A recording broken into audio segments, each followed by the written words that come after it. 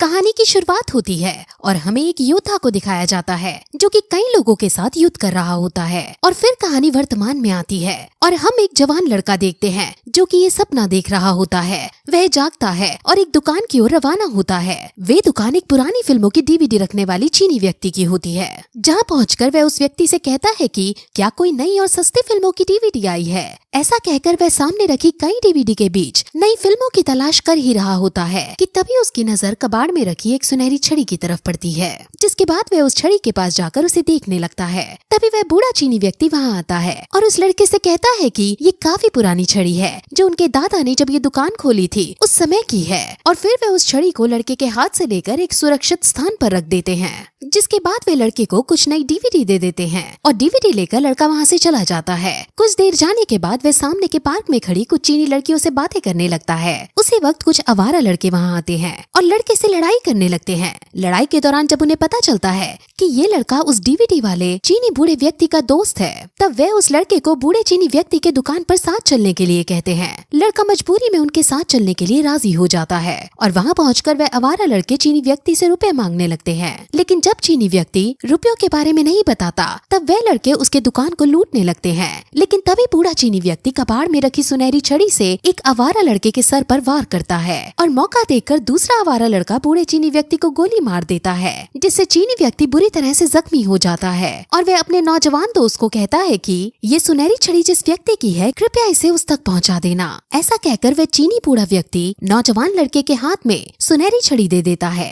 जिसके बाद वह नौजवान लड़का बिना कुछ सोचे सुनहरी छड़ी को हाथ में लेकर भागने लगता है और इस बिल्डिंग की सबसे ऊंची मंजिल पर उन आवारा लड़कों से बचने के लिए चला जाता है जो कि बूढ़े चीनी व्यक्ति को गोली मारने के बाद इसका पीछा कर रहे थे, क्योंकि उसने उन लड़कों को बूढ़े चीनी व्यक्ति को गोली मारते हुए देखा था और वो उस नौजवान लड़के को भी मार देना चाहते थे। लेकिन अपनी जान बचाने का कोई और तरीका ना पाकर वे नौजवान लड़का बिल्डिंग की ऊंची मंजिल से कूद जाता है। इस वाक्य के बाद कहानी अतीत में जाती है, जहाँ हमें दिखाया जाता है कि वह नौजवान लड़का एक प्राचीन गांव में पहुंच चुका है, जहां वह नौजवान लड़का खुद को एक कुटिया में पाता है और एक अधेड़ उम्र की महिला उसे गर्म सूप पीने को देती है। लेकिन लड़का वह सूप पीने से मना कर देता है और कुटिया से बाहर निकल आता है और बाहर आने पर उसे काफी आश्चर्य होता है और वह सामने मौजूद लोगों से पूछने लगता है और वह यहाँ कैसे पहुँचा। तब गाँव का एक व्यक्ति उसे बताता है कि उनके पूर्वजों ने यह भविष्यवाणी की थी कि भविष्य में एक यात्री आएगा जो उन्हें राजा के अत्याचारों से मुक्त कराएगा।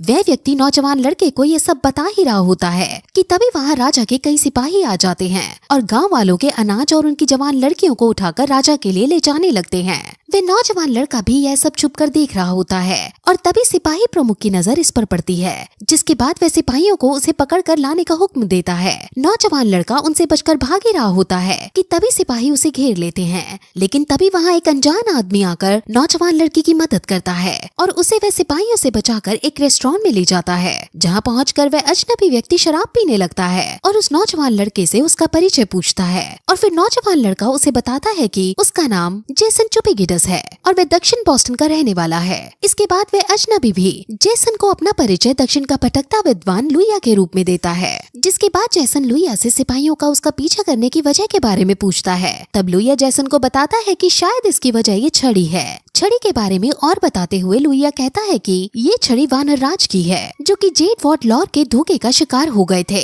जिस कारण इस छड़ी का कोई गलत इस्तेमाल ना हो, इसलिए इसे धरती के साम्राज्य की ओर फेंक देते हैं। और इस बारे में हमारे पुरखों ने भविष्यवाणी की थी कि भविष्य में कोई यात्री आएगा जो सुनहरी छड़ी को वानर राज को लौटाएगा और जेड वॉट लॉर के साम्राज्य का अंत करेगा। जेल साम्राज्य के बारे में और बताते हुए लुइया जेसन को बताता है कि हर 500 वर्ष के अंतराल पर जेल सम्राट और देवी आत्माएं पंचतत्व पर्वत पर आती हैं और अमृत का सेवन करती हैं। वही अमृत जिसके सेवन से व्यक्ति अमर और सभी सांसारिक बंधनों से मुक्त हो जाता है। इसी अमृत समारोह में वानर राज बिना बुलाए आ जाते हैं और अजीब हरकतें करने लगते हैं। जेल सम्राट तो वानर राज की इन हरकतों पर हंसते हैं, लेकिन जेड वॉट लॉर को बहुत गुस्सा आ जाता है जो कि जेल साम्राज्य का सेनापति था। महोत्सव खत्म होने के बाद जेल सम्राट सब कुछ सही देखकर जेड वॉट लॉर को साम्राज्य सौंपकर और वानर राज को सम्मान पूर्वक विदा करने को कहकर अगले 500 साल साल तक तपस्या करने के लिए चले जाते हैं, लेकिन जेड वॉर्डलॉर ऐसा नहीं करता और वानर राज को मुकाबले का न्योता देकर धोखे से उसे और उसकी छड़ी को अलग कर एक पत्थर में कैद कर देता है। हालांकि वानर राज अमर है, जिस कारण उन्हें कुछ नहीं हुआ,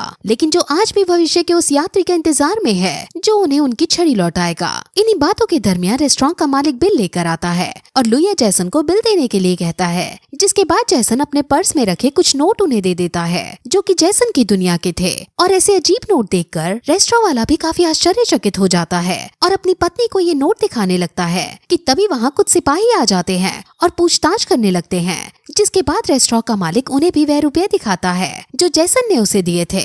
जिसके बाद सिपाही जैसन से उसके हाथ में पकड़ी हुई छड़ी के बारे में पूछता है और कहता है कि ये छड़ी मुझे दे दो, लेकिन जैसन उन्हें छड़ी देने से मना कर देता है। तभी सिपाही जैसन पर हमला कर देते हैं। तभी विद्वान लुइया वहाँ आकर बीच बचाव करता है, जिसके बाद लुइया और सिपाहियों में काफी देर तक लड़ाई होती है और लुइया जैसन को कोई रास्ता न देखकर भागने के लिए कहता है। इसी बीच एक लड़की जो कि ये सब देख रही होती है और जब सिपाही जैसन को पकड़ने ही वाले होते हैं तब वह लड़की सिपाहियों को घायल करके जैसन की जान बचाती है, जिसके बाद वह अपना परिचय गोल्डन स्पैरो के रूप में देती है और फिर वे तीनों वहाँ से बचकर भागने में कामयाब हो जाते हैं और वहाँ से निकलकर पंचतत्व पर्वत की ओर रवाना होते हैं। अब कहानी में हम देखते हैं कि वे तीन पंचतत्व पर्वत की ओर रवाना हो चुके हैं, लेकिन आधे रास्ते में लुइया जैसन से कहता है कि वह आगे नहीं जा सकता क्योंकि आगे शायद उसे शराब ना मिले और वह शराब के बिना जीवित नहीं रह सकता है। जिसके बाद जैसन लुइया से उसे कुंफू सिखाने को कहता है और लुइया इस बात से राजी हो जाता है, जिसके बाद लुइया जैसन को कुंफू सिखाना शुरू कर देता है।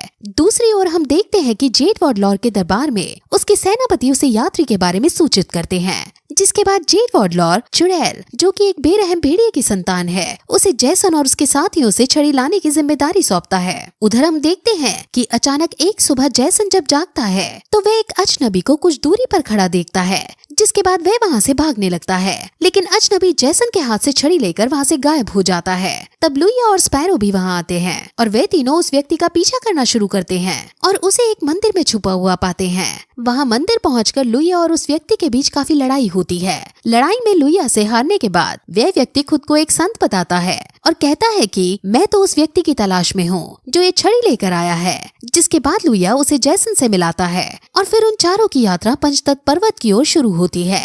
यात्रा के दौरान संत और लुइया दोनों ही जैसन को कुंफू सिखाने लगते हैं और कड़ी मेहनत और लगन की बदौलत जैसन कम ही समय में अच्छी कुंफू कला में पारंगत हो जाता है। उधर चुड़ैल जैसन और उसके साथियों का पीछा करते हुए रेगिस्तान तक पहुंच जाती है, लेकिन इसके पहुंचने के पहले ही जैसन और उसके साथी रेगिस्तान पार कर चुके होते हैं। जिसके बाद चुड़ैल अपनी रफ्तार बढ़ा देती है और जल्द ही जैसन और उसके साथियों तक पहुंच जाती है और चुड़ैल और जैसन के साथियों में लड़ाई होने लगती है, जिसमें जैसन और उसके साथी जान बचाकर भागने में कामयाब हो जाते हैं। लेकिन चुड़ैल के अंतिम प्रहार से लुइया घायल हो जाता है और जैसन और उसके साथी लुइया को लेकर एक आश्रम पहुंचते हैं, जहां आश्रम के वैद्य द्वारा उन्हें बताया जाता है कि अब लुइया के पास ज्यादा समय नहीं है। इसी दौरान जैसन को जेड वॉर्डलॉर के पास अमृत होने का पता चलता है और वह बिना कुछ सोचे अपने दोस्त की जान बचाने के लिए पंचतत्व पर्वत पर बने जेड वॉर्डलॉर के महल जा पहुंचता है, जहां वह जेड वॉर्डलॉर से छड़ी के बदले अमृत की मांग करता है।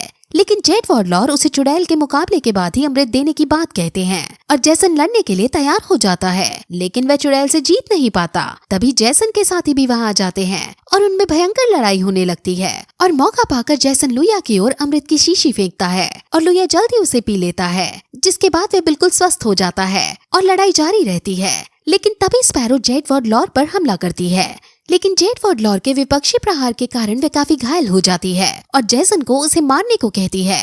मौका पाकर जैसन छड़ी से वानर राज पर हमला करता है और वानर राज की शक्तियां वापस आ जाती हैं, जिसके बाद जेड वॉर्डलॉर और वानर राज में भयंकर लड़ाई चलती है और अंत में जैसन के प्रहार द्वारा जेड वॉर्डलॉर मारा जाता है। इस लड़ाई में संत और स्पैरो की मौत हो जाती है, जिसके बाद जेल सम्राट वहां प्रकट होते हैं और जैसन से उसकी इच्छा पूछते हैं, जो कि केवल अपनी दुनिया में वापस जाने की इच्छा प्रकट करता है। जिसके बाद जेल सम्राट द्वारा जैसन को उसकी दुनिया में भेज दिया जाता है। अब कहानी वर्तमान में आती है और हम देखते हैं कि जैसन उन आवारा लड़कों के हमले का जवाब देता है, जिससे डरकर वे सभी वहां से भाग जाते हैं और जैसन वहां से भागकर बूढ़े चीनी व्यक्ति की दुकान के पास पहुंचता है, जहां एम्बुलेंस खड़ी होती है और डॉक्टर जैसन को बताते हैं कि गोली दिल के पास से गुजरी है और ये बच जाएंगे। और तभी जैसन को बूढ़े चीनी व्यक्ति में लुइया का प्रतिबिंब नजर आता है और बूढ़ा चीनी व्यक्ति जैसन से चिंता ना करने को कहता है और ये कहानी समाप्त हो जाती है।